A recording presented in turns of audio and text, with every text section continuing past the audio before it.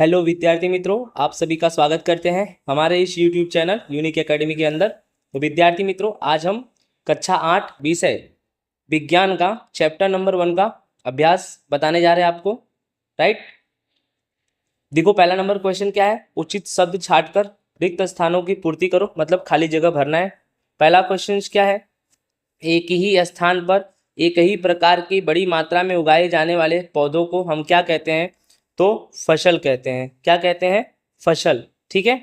उसके बाद यानी एक ही जगह हो और एक ही प्रकार के ढेर सारे पौधे एक ही जगह पे उगाएंगे तो हम उसे बोलेंगे फसल।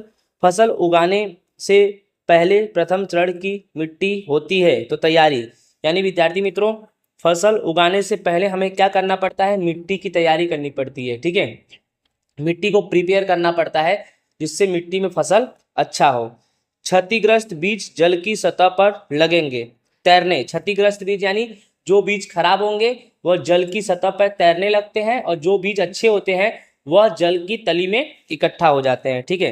नेक्स्ट, फसल उगाने के लिए पर्याप्त सूर्य प्रकाश एवं मिट्टी तथा आवश्यक है। यानी फसल उगाने के लिए पर्याप्त सूर्य प्रकाश एवं मिट्टी से क्या आवश्यक है? पोषक तथा जल, ये आवश्यक है। ओके। नेक्स्ट, कॉलम ए में दिए गए शब्दों का मिलान बी से करना है विद्यार्थी मित्रों। ठीक है, जिसमें हमारा कॉलम नंबर ए में सबसे पहले है खरीफ फसल। तो खरीफ फसल क्या होगा? धान एवं मक्का। ठीक है। दूसरा नंबर है रबी फसल। ठीक है, तो रबी फसल तुम्हारा क्या होगा? गेहूं, चना, मटर। तीसरा नंबर है रासायनिक उर्वरक। तो रासायनिक उर्वरक क्या है तुम्हारा? यूरिया एवं सुपर फास्फेट। और चौथा नंबर है कार्बनिक खाद। तो कार्बनिक खाद क्या है? पशु अपशिष्ट, गोबर, मूत्र एवं पादप का अवशेष। ठीक है।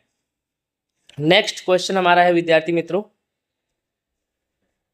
दो उदाहरण देना है। खरीफ फसल के 2 उदाहरण, रबी फसल के 2 उदाहरण। तो खरीफ फसल के 2 उदाहरण कौन है विद्यार्थी मित्रों? तो खरीफ फसल यानी धान एवं मक्का और रबी फसल यानी गेहूं एवं चना। निम्न में अपने शब्दों का एक पैराग्राफ लिखिए जिसमें पहला नंबर है मिट्टी तैयार करना, दूसरा नंबर है बुआई, तीसरा नंबर है निराई और चौथा नंबर है थ्रेशिंग। चलो स्टार्ट करते हैं। सबसे पहले मिट्टी तैयार करना। मिट्टी तैयार करना मतलब यह प्रक्रिया फसल उगाने के प्रथम का चरण है। अर्थात फसल उगाने से पहले हमें मिट्टी को तैयार करना पड़ता है, मिट्टी को पलटना पड़ता है, मिट्टी को पोला बनाना पड़ता है, मतलब मिट्टी को ऊपर नीचे करना पड़ता है, भुरभुरा करना पड़ता है।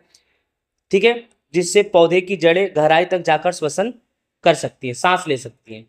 यानी मिट्टी तैयार करने में क्या करना है? मिट्टी तैयार करना यह फसल उगाने से पहले का चरण है।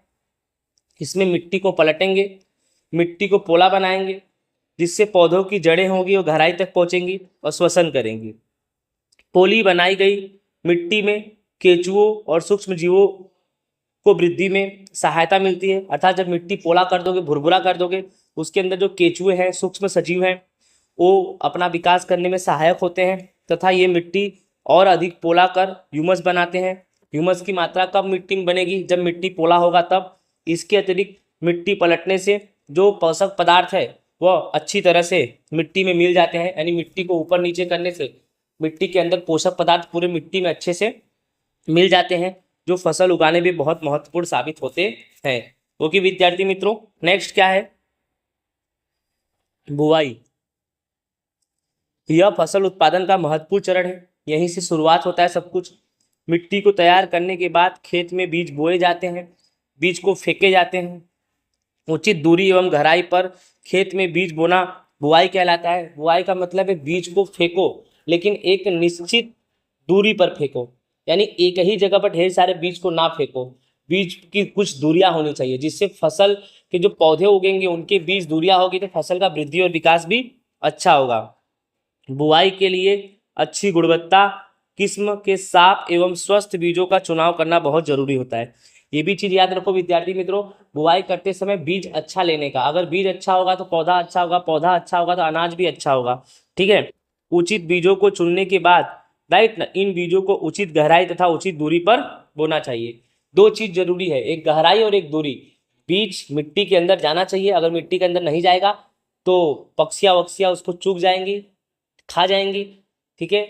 इससे किसान को बड़े पैमाने पर नुकसान भी हो सकता है। इस प्रकार दो चीज कि बीज जमीन के अंदर जानी चाहिए प्लस बीजों की बीच की दूरी भी होनी चाहिए, ताकि प्रत्येक पौधे को पर्याप्त हवा मिले, प्रकाश मिले, खनिज मिले, पानी मिले। बुआई के लिए निम्नलिखित विधियों का प्रयोग किया जाता है, जैसे परंपरागत औजार और सीड ड्रिल। ठीक है, नेक्स्ट हमारा क्वेश्चन है निराई। खरपतवार हटाने को निराई कहते हैं, अर्थात खेत में खेत के अंदर अनावश्यक वनस्पतियां जो उग जाती है, जिसे कचरा बोलते हैं, खरपतवार कहते हैं, उस खरपतवार को दूर करने की प्रक्रिया को निराई कहते हैं। निराई नहीं करने से खरपतवार जल, पोषक तत्व आदि ग्रहण कर फसल की वृद्धि को प्रभावित कर सकते हैं। अर्थात अगर तुम निराई नहीं करोगे तो ये खरपतवार, ये कचरे जल को, पोषक तत्व को ग्रहण कर लेंगे, यानी दूसरे फसलों को अच्छे से वो नहीं मिलेगा, तो दूसरे फसलों की वृद्धि को क्या करेंगे, ये अवरोधक उत्पन्न करेंगे। अर्थात विद्यार्थी मित्रों, ये कचरे हैं वो फसलों का वृद्धि विकास रोक देते हैं, इनको हटाना बहुत जरूरी रहता है। फसल उगाने से पहले खेत जोतने पर धूप के कारण खरपतवार मर जाते हैं। फसल उगाने से पहले अगर खेत को जोतेंगे तो धूप के कारण, खेत को जोतेंगे तो मिट्टी कहाँ आएगी, नीचे की मिट्टी ऊपर आएगी, यानी खरपतवार जड़ सहित ऊपर आ जाएगा, फिर उस पर धूप लगेगा जिससे वह सूख जाएगा, मर जाएगा और मिट्टी में मिल भी जाएगा। खरपतवार हटाने की सबसे सही समय फूल एवं बीज बनने से पहले होना चाहिए, अर्थात खरपतवार जैसे पैदा हुआ तुरंत के तुरंत उसे हटाओ, नहीं तो उसमें फूल लग गए, उसमें बीज लग गए, फूल बीज फैल जाएंगे, जिससे खरपतवार की संख्या और बढ़ जाएगी, जो फसल के लिए बहुत ही घातक साबित होगा। खरपतवार को हाथ, खुरपी आदि की सहायता से क्या कर सकते हैं, हटा सकते हैं। उसके बाद क्या है विद्यार्थी मित्रों, थ्रेसिंग। थ्रेसिंग क्या है जानते हैं। खेतों से काटी गई फसल से बीजों या दानों के भूसे से अलग करने की प्रक्रम को थ्रेसिंग कहते हैं।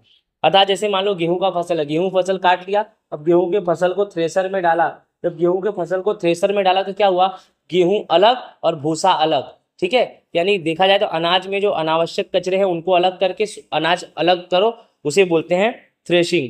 थ्रेशिंग करने के कई तरीके होते हैं। ठीक है, थ्रेशिंग करने के कई तरीके होते हैं, जैसे कि छोटे खेत वाले किसान अनाज के दानों को पटक कर विनोइंग द्वारा मतलब ओसा कर, और बड़े खेत वाले किसान कंबाइन मशीन का प्रयोग करते हैं। यानी थ्रेशिंग करने की बहुत सारी पद्धतियां हैं, जैसे कि बहुत सारी पद्धतियों में जो छोटे किसान हैं वह अनाजों को पटक कर कचरे अलग करते हैं, अनाज अलग करते हैं, और या तो ओसा कर, विनोविंग मतलब ओसा कर अलग करते हैं, या तो थ्रेशर मशीन का तो यूज करते ही हैं। ठीक है, नेक्स्ट हमारा क्वेश्चन है स्पष्ट कीजिए उर्वरक खाद से किस प्रकार भिन्न है। तो उर्वरक खाद से किस प्रकार भिन्न है उसको समझने के लिए हम खाद और उर्वरक में क्या जान जाएंगे, अंतर। तो खाद किसे बोलते हैं, खाद एक प्राकृतिक पदार्थ है, जैसे कि गोबर और मानव का अपशिष्ट यानी मानव का कचरा और पौधों का अवशेष का विघटन होने से खाद बनता है। यानी खाद एक प्राकृतिक पदार्थ है, गोबर ये खाद है, मानव द्वारा उत्पन्न कचरे ये भी खाद है, पौधों के अवशेष जो बचते वो भी खाद है। ठीक है, उसके विघटन होने से पौधे के जो अवशेष है उनका सड़ बढ़ जाते हैं, उससे खाद बनता है। और उर्वरक एक अकार्बनिक लवण है, ये प्राकृतिक खाद नहीं है, ये मानव सृजित खाद है। ठीक है, खाद खेतों में बनाई जाती है और उर्वरक का उत्पादन कारखानों में होता है। ठीक है, उसके बाद खाद में इससे मिट्टी को प्रचुर मात्रा में ह्यूमस प्राप्त होता है, यानी खाद से मिट्टी को नमी प्राप्त होती है, ह्यूमस प्राप्त होता है, और इससे मिट्टी को ह्यूमस प्राप्त नहीं होता। इसमें पादक पोषक अपेक्षाकृत कम मात्रा में होते हैं, अर्थात खाद के अंदर पादक पोषक अपेक्षाकृत कम मात्रा में होते हैं और इसमें पादप पोषक प्रचुर मात्रा में होते हैं। यह पानी में अघुलनशील होने के कारण इनका अवशोषण धीरे धीरे होता है, अर्थात खाद पानी में अघुलनशील होते हैं, इसलिए इनका जो प्रभाव होता है जमीन में वह बहुत समय के बाद होता है, और यह पानी में घुलनशील होते हैं, इसी के कारण इनका अवशोषण शीघ्र हो जाता है। मतलब इसका उर्वरक का प्रभाव जमीन पर जल्दी होता है और खाद का प्रभाव जमीन पर थोड़ा स्लो होता है। ठीक है, उर्वरक की तुलना में खाद अच्छी मानी जाती है क्योंकि इससे मिट्टी की जल धारण की क्षमता में वृद्धि होती है, इससे मिट्टी भुरभुरी होती है, जिससे मिट्टी के अंदर गैसों का विनिमय यानी लेन देन सरलता से होता है, जीवाणुओं की संख्या में वृद्धि होती है, इससे मिट्टी के गठन में सुधार भी होता है। विद्यार्थी मित्रों, घुमा फिरा के देखा जाए कि खाद या मिट्टी से खाद या उर्वरक से ज़्यादा अच्छा होता है, और खाद से फसल के पोषक तत्व तो बने रहते हैं। ठीक है, खाद से उगाए गए फसल शुद्ध होते हैं, ऐसा भी बोल सकते हैं। नेक्स्ट क्वेश्चन, सिंचाई किसे कहते हैं? जल संरक्षित करने वाली सिंचाई की दो विधियों का वर्णन करो। तो सिंचाई मतलब फसलों को कृत्रिम रूप से आवश्यकता के अनुसार पानी देना, अर्थात सिंचाई। फसलों को कृत्रिम पद्धति, मानव सृजित पद्धति से उनको समय समय पर पानी देने की प्रक्रिया को सिंचाई कहते हैं। जीवित रहने के लिए पौधों को जल की आवश्यकता होती है। कोई भी पौधे हैं अगर वह जीवित रहेंगे तो उन्हें जल तो चाहिए ही। पौधे लगभग 90% जल होते हैं, पौधों में लगभग 90% जल होता है, यानी जल से ही इनका सब कुछ चलता है। फसल की स्वस्थ वृद्धि के लिए, मिट्टी की नमी को बनाए रखने के लिए जल की आवश्यकता होती है, जिसके लिए विभिन्न अंतराल पर खेत में जल देना पड़ता है। समय समय पर पौधों को खेत में जल देना पड़ता है। जल संरक्षित करने वाली सिंचाई की दो विधियां हैं। पहला नंबर है छिड़काव यंत्र, दूसरा नंबर है ड्रिप तंत्र पद्धति। ये दोनों पद्धति ऐसी पद्धति है जिससे पानी की बचत किया जा सकता है। छिड़काव में देखो, इस विधि का इस्तेमाल असमतल भूमि, यानी जहाँ पर भूमि असमतल है, उबड़ खाबड़ है, जहाँ पे पानी बह जाता हो वहाँ पर करते हैं। जहाँ पर जल कम मात्रा में उपलब्ध हो, जहाँ पे बरसात कम होती है, वहाँ पर ये पद्धति यूज करते हैं। इसमें नलों के ऊपर घूमने वाले नोजल लगे होते हैं। जब पंप से जल मुख्य पाइप में जाता है तो वह नोजल जो है वह घूमने लगता है, जिससे उसमें से पानी निकलता है और पानी का छिड़काव होता है। यह विधि बलुई मिट्टी के लिए अत्यंत उपयुक्त है। बोलो समझ में आ गया? उसके बाद है ड्रिप तंत्र। इसमें जल बूंद बूंद करके पौधों पर गिरता है और जल विकार नहीं होता है, खराब नहीं होता है, जिससे जल बचता है। यह कम पानी वाले क्षेत्रों के लिए एक वरदान है। जहाँ पर बरसात कम हो रही है, जहाँ पर पानी कम है, वहाँ पर यह पद्धति बहुत उपयोगी साबित हो रही है। यह विधि फलदार पौधे, बगीचों आदि को पानी देने का एक सर्वोत्तम तरीका है। नेक्स्ट क्वेश्चन, यदि गेहूं को खरीफ ऋतु में उगाया जाए तो क्या होगा? चर्चा करना है विद्यार्थी मित्रों, ठीक है। तो गेहूं एक रबी की फसल है। इसे शीत ऋतु में उगाया जाता है। खरीफ ऋतु जून से सितंबर तक होती है और इस समय वर्षा काफ़ी अधिक मात्रा में होती है, इसीलिए इसे वर्षा ऋतु भी कहते हैं। यदि गेहूं को इस समय उगाया जाए तो गेहूं के पौधे अधिक मात्रा में पानी के मिलने की वजह से सड़कर खराब हो जाएंगे और फसल क्या हो जाएगी? बर्बाद हो जाएगी। तो विद्यार्थी मित्रों, गेहूं रबी की फसल है और रबी ठंडी ऋतु में पड़ता है, और अगर इसे खरीफ में उगाएंगे तो खरीफ जून से सितंबर होता है और इसमें बरसात काफ़ी ज़्यादा होती है। अगर ऐसे मौसम में गेहूं की फसल को उगाएंगे तो बरसात के पानी से यह भीग जाएगा, सड़ जाएगा और फसल खराब हो जाएगा। विद्यार्थी मित्रों, नेक्स्ट क्वेश्चन हमारा क्या है? खेत में लगातार फसल उगाने से मिट्टी पर क्या प्रभाव पड़ता है, बताओ। तो खेत में लगातार फसल उगाने से मिट्टी में कुछ पोषक तत्वों की कमी हो जाती है, मिट्टी की उर्वरकता भी कम हो जाती है। यानी लगातार खेत में फसल उगाओगे तो जो फसल है वह खेत के पोषक तत्वों को ले लेते हैं, ग्रहण कर लेते हैं, जिससे खेत में पोषक तत्वों की कमी हो जाती है, खेत की उर्वरकता भी कम हो जाती है। यही कारण है कि खेत में लगातार फसल नहीं उगानी चाहिए। खेत को कुछ समय के लिए परती यानी खुला छोड़ देना चाहिए। एक अन्य तरीका फसल चक्रण है। इसमें किसान एक फसल के बाद दूसरी किस्म के फसल उगाते हैं, जिससे मिट्टी में नाइट्रोजन का पुनः पूरण होता है। उदाहरण के तौर पे एक ही फसल को बार बार जमीन में नहीं लेने का, एक ही फसल को बार बार जमीन में नहीं लेने का और लगातार जमीन में खेती नहीं करने का। इन शॉर्ट दैट दो तरीका है। पहला कि खेत को कुछ समय के लिए खुला छोड़ो, और दूसरा खेत में फसल लो लेकिन बदल बदल के लो, जिससे जमीन का पोषक तत्व बना रहेगा, उसमें नाइट्रोजन की मात्रा भी बनी रहेगी। नेक्स्ट क्वेश्चन है, खरपतवार क्या है, उसका नियंत्रण हम कैसे कर सकते हैं? ठीक है, तो खरपतवार के बारे में जानते हैं। खेत में फसल के साथ कई अवांछित बेकार पौधे उग जाते हैं। इन पौधों को हम खरपतवार कहते हैं।